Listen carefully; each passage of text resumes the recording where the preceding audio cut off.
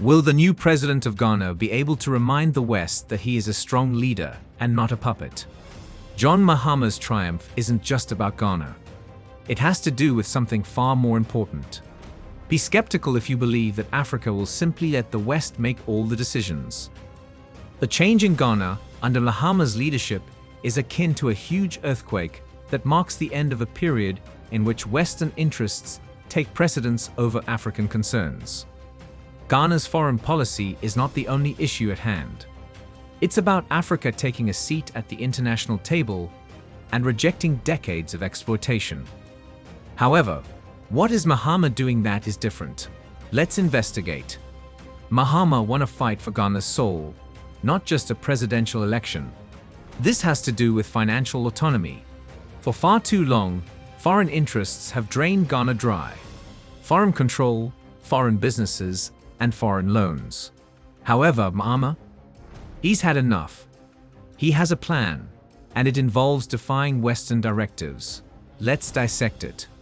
One of Africa's most economically reliant countries, Ghana depends on the West for loans, development support, and foreign aid. However, that structure has only served to maintain Ghana's debt and dependency cycle. Mahama is changing the course of events. He is discussing true self-sufficiency. It's not only about supporting a malfunctioning system or keeping the lights on. The goal is to establish a sustainable economy that is run by and for Ghanaians. John Mahama, Ghana's new president, reportedly said, and I quote, "In order to reset our country and put it back on track as the Black Star of Africa, we will be implementing significant governance reforms and occasionally taking drastic steps over the course of the next 4 years. My dear brothers and sisters, the trip will not be easy because our beloved country has fallen into an abyss due to the outgoing regime. But we're committed to collaborating with you to create the Ghana we desire, and I have no doubt that we will prevail in the conflict. We plan to collaborate in order to rebuild the damaged trust in our political and governmental structures. The goal is to create a nation that can support itself without assistance from outside sources. Ghana cannot prosper if it keeps turning to the West for answers. Mahama is aware of this. He has a vision for indigenous solutions that promote local industry, eliminate middlemen, and give Ghanaian companies the upper hand. His goals are to increase agricultural production, upgrade infrastructure, and make investments in technology and education. He isn't only doing it for Ghana. Other African countries can learn from Mahama's leadership style. It's time to start taking action at home and to cease pleading with the West for assistance. However, what steps does Mahama plan to take to avoid making the same mistake of depending too much on Western investment? How does Ghana progress in the absence of outside influence? The solution is straightforward: unity. Building an empire is more important than focusing on a single nation. Ghana is at the forefront of this movement. Ghana is not fighting this battle by itself. The country has been fighting alongside other African nations that have similar goals for decades. Africa as a whole, freed from foreign domination. Mahama has a clear vision. Africa must no longer rely entirely on the West. Countries from Burkina Faso to Mali are uniting in their opposition to neo-imperialism. And you know who's at the forefront? Ghana, you guessed it. It is impossible to overestimate the impact of this partnership. In order to preserve regional harmony and foster economic collaboration, the African Union, AU, and ECOWAS have always been essential. However, Ghana is ready to play a bigger part in determining the future of the continent under Mahama's leadership. Western power appeasement is no longer the main goal. The goal is to strengthen African unity. In West Africa, Ghana has always played a crucial role. However, Mahama is going above and beyond. There is more to his leadership than economic agreements and diplomatic missions. The goal is to create a network of support for one another. Consider it akin to a family. Africa as a whole benefits when one of its nations triumphs. Mahama is laying the groundwork for a time when African countries would unite against the forces of neocolonialism and cooperate for their mutual advantage. His partnership with nations, such as Burkina Faso and Mali, goes beyond economic development. The goal is to put up a strong front against meddling from the West. What can be done, though? Ghana provided real-world instances. "We're done with foreign military bases," Ghana abruptly declared. In order to use Africa as a chessboard for their own game, the US believed they could simply maintain their soldiers there. But you know what? No longer, Ghana said. Ghana chose to shut down all of the US military installations. The decision to close was not made on the spur of the moment. It was a calculated step to show the West that Ghana is no longer a puppet and to assert sovereignty. "Our destiny cannot be dictated by you. No more." For a long time, the US had maintained that its presence was necessary to fight terrorism and stabilize the area. Let's be honest, though, Ghana didn't accept it. The foreign military presence, which frequently seemed to be protective while advancing Western goals, had become a source of frustration for the people of Ghana and the larger African community. Ghana would no longer participate in that game, Mahama made plain when he became government. In an act of defiance, the base was closed in an effort to make it clear that we would manage our security independently of outside military might. However, the question remains: is this the beginning of something more significant? Ghana is not, and most certainly will not be, the first African country to take action against foreign military bases. What impact will this choice have on the continent's larger military policies as Mahama's leadership continues to advance? Will Africa soon be able to manage its own security without assistance from the West? Ghana is not alone in abandoning the traditional strategy. Africa is awakening. It is occurring throughout Africa. Enough is enough, say Burkina Faso, Niger, and Mali. It's not merely a coincidence. At the same time, nations in Africa are closing American military installations. Is a continental rebellion against foreign military domination about to begin? It definitely is. This isn't just a random situation. Africa's growing feeling of solidarity and shared aspiration for sovereignty are closely linked to this surge of resistance. African countries have been puppets in the Western geopolitical chess game for far too long. But not anymore.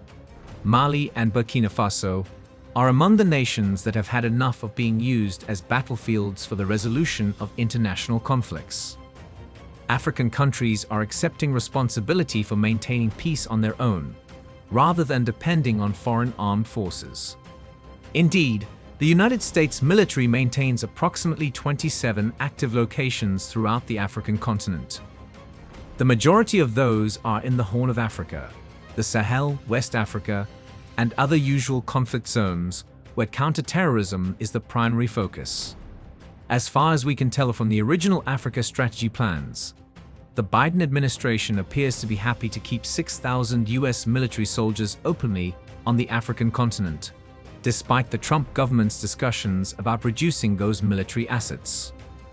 We are currently concerned that several African governments are permitting clandestine activities that do not completely comply with their legal or constitutional requirements. For instance, the little archipelago of Cape Verde in West Africa is a highly strategic location, even though few people have heard of it previously. There is much more to this movement than a simple response to the military presence of foreign nations. Reclaiming Africa's future is the goal. The closure of foreign bases represents a new chapter in African politics. Africa can and will stand on its own, and nations are increasingly uniting, rejecting the status quo. Here's the crucial query, though. Is this movement self-sustaining? Will the West use force in response to Africa's increasing unity? Or will they at last honor the continent's aspirations for independence? Warning: the traditional slave-master dynamic is disappearing. Exploitation has long characterized the relationship between Africa and the West. However, Mahama and others like him are prepared to change the course of events. Not anymore. Africa wants to interact with the West in new ways, but on its own terms. The objective: equity, justice, and reciprocity. Let's not mince words. For far too long, Africa has been viewed as the trash can of the globe. While taking advantage of the people and institutions that make Africa function, the West has profited from the continent's riches. However, African nations are increasingly stating that enough is enough. Partnership, not domination, is the foundation of Mahama's vision for a new kind of relationship with the West. Under the leadership of individuals such as Mahama, African nations seek to redefine the rules of engagement as equals rather than subordinates. However, the issue still stands. Will the West concur? Are they prepared to treat Africa as a partner and abandon the exploitative methods of the past? Or will they stick to their centuries-old perspective, considering Africa as merely a resource to be exploited? Africa is currently at a crossroads, and the way the West reacts will dictate how world geopolitics develops in the future. Add your voice to the total liberation of Africa by leaving a comment in the comments section below. Do not forget to like and subscribe for more informative videos like this one. Let's proceed. Will Africa push their hand, or will they at last play fairly? Africa is on the rise, and you can bet it's not requesting permission. The murmurs you've been hearing are growing louder now. The upcoming 10 years won't be like the previous ones.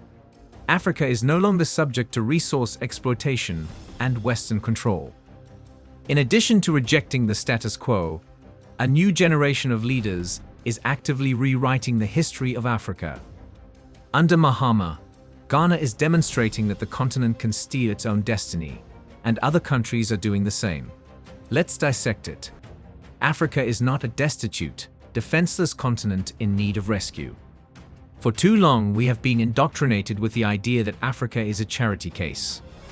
The West has promoted this degrading narrative to defend its meddling. Here's the truth though: resources, culture, and human potential abound in Africa.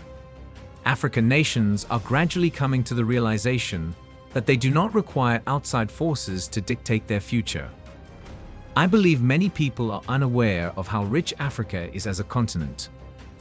Young African leaders are embracing the Pan-African vision, which envisions a united and self-sufficient Africa, from the streets of Accra to the highlands of Addis Ababa. Mahama's leadership is a part of a larger movement in which African countries are refusing to rely on military support and international aid. Does Africa need to be strong? The world is not prepared for what is about to happen. Africa is poised to rewrite the rules of the world with its independence and self-assurance. Africa is no longer an afterthought in the balance of power in the world. Africa has been portrayed as a passive participant who is frequently dictated to, exploited, and marginalized by the West, which has dominated the world stage for far too long. However, that is evolving.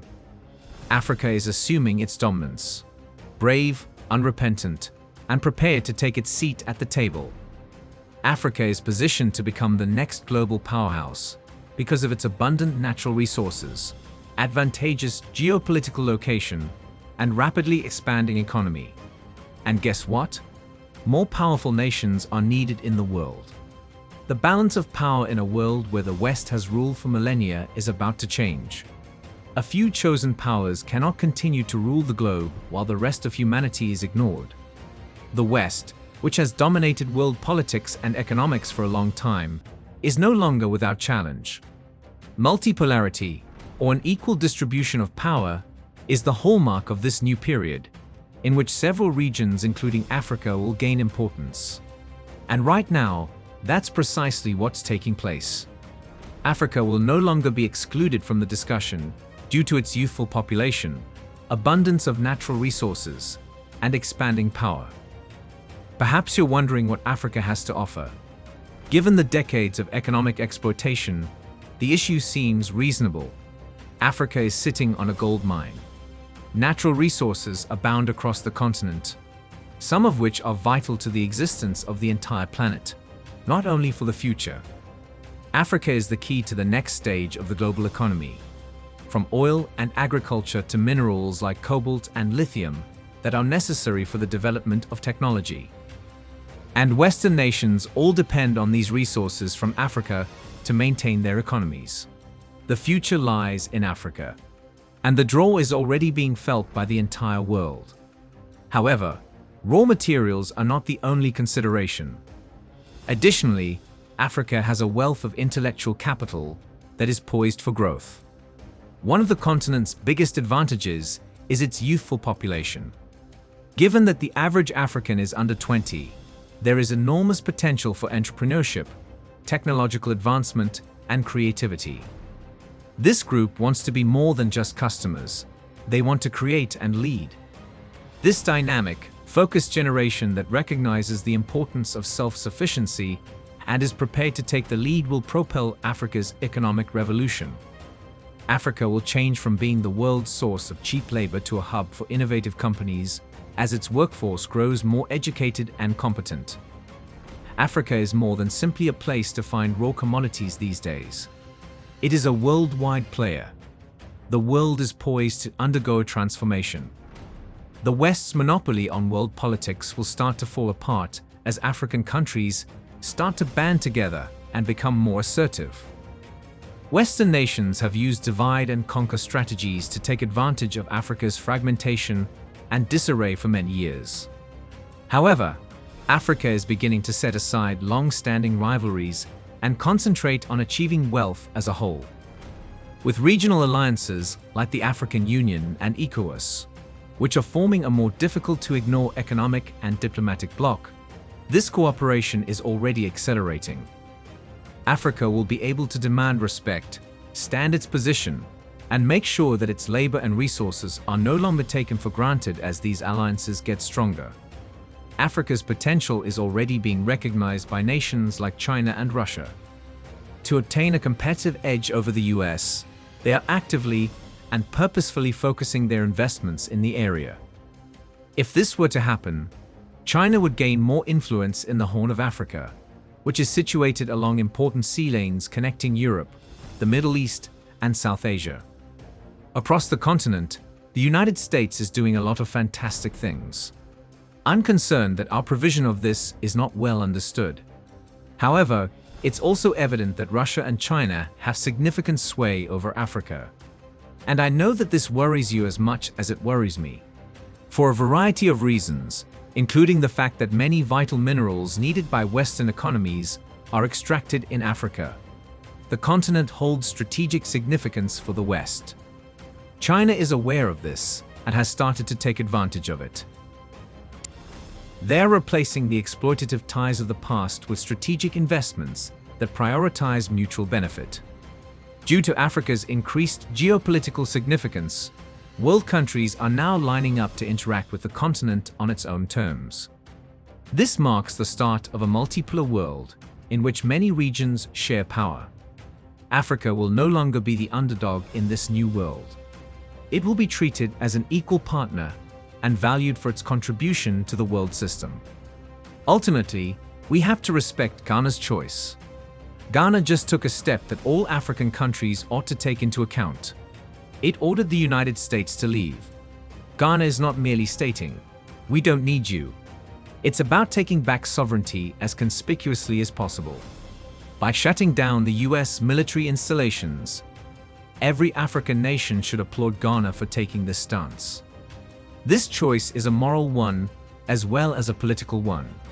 It communicates to the world that African nations will no longer stand by and allow outside forces to shape their future.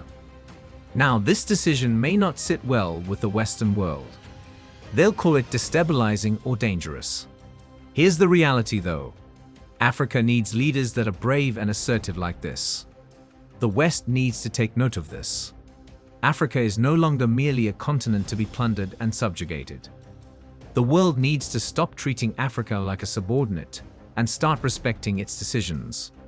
Will the West accept this action as an indication of Africa's increasing self-assurance and maturity? Or will they try to weaken Africa's sovereignty by reverting to their previous practices? Ghana's decision to shut down US military installations may serve as the catalyst for a movement spanning the entire continent. Additionally, the world must be ready for that. Ghana's win is not the only one. Africa has triumphed. What comes next then? Will Africa eventually become the world power it was destined to be? Do you think more African countries will follow Ghana's example? Tell us what you think in the comments section below. We explore the rich history, culture, and the ongoing struggle for sovereignty in Africa. Join us in this important conversation by subscribing to our channel. By subscribing, you're not just staying informed, you're becoming part of a movement dedicated to reclaiming Africa's rightful place on the global stage. Hit that subscribe button and turn on notifications so you never miss an episode. Let's work together to spread knowledge and inspire change. Thanks for watching.